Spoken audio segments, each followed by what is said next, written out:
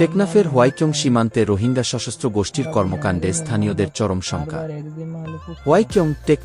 টেকনাফের হোয়াইক্যং ঝিমংখালী সীমান্ত এলাকায় রোহিঙ্গা সশস্ত্র গোষ্ঠীগুলোর অপরাধমূলক কর্মকাণ্ড এবং পরস্পরের উপর দায় চাপানোর ঘটনায় স্থানীয়দের মধ্যে তীব্র শঙ্কা ও উদ্বেগ বিরাজ করছে।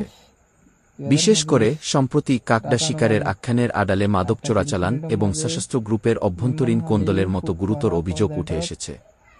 কাকড়া শিকারের মিথ্যা আখ্যান ও প্রকৃত ঘটনা। সম্প্রতি একটি ফেসবুক পেজে প্রচার করা হয়েছিল যে কাকড়া ধরতে গিয়ে এক কিশোর ফাহিম রোহিঙ্গা সশস্ত্র গোষ্ঠীর হাতে অপহৃত হয় এবং পরে কৌশলে পালিয়ে প্রাণে রক্ষা পায়। তবে স্থানীয় নির্ভরযোগ্য সূত্র এবং তথ্যপাত্র অনুযায়ী এই ঘটনাটির পেছনের চিত্র সম্পূর্ণ ভিন্ন এবং উদ্বেগজনক।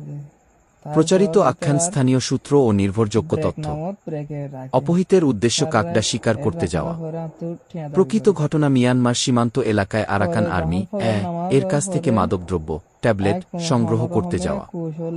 দায়ী গোষ্ঠী অভিযোগ করা হয়েছিল রোহিঙ্গা সলিডারিটি অর্গানাইজেশন। প্রকৃত অপরাধী ওরা আরাকান রোহিঙ্গা আর্মি সংশ্লিষ্ট একটি দল। ঘটনার কারণ ট্যাবলেট বহনকারী দড়িটি পড়ে যাওয়ায় ওরা আদর্শঘনিষ্ঠ সেই গ্রুপটি সুযোগ নিয়ে ট্যাবলেট আত্মসাৎ করে। মিথ্যা প্রচার স্থানীয় সূত্র মতে নবী হোসেন গ্রুপ সংঘটিত অপরাধের দায় ওসোয়ের ওপর চাপিয়ে বিভ্রান্তি সৃষ্টির চেষ্টা করছে। ট্যাবলেট আত্মসাৎ ধামাচাপা দিতেই মিথ্যা প্রচার।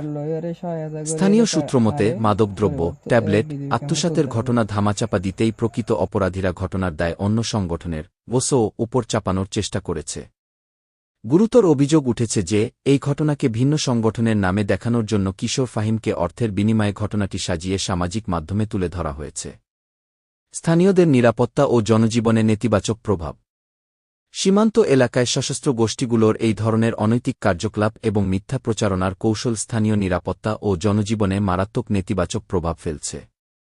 মাদক চোরাচালান অপহরণ এবং সশস্ত্র গোষ্ঠীগুলোর অভ্যন্তরীণ কোন্দলের ফলে সীমান্ত অঞ্চলের নিরীহ স্থানীয় বাসিন্দারা প্রতিনিয়ত নিরাপদ।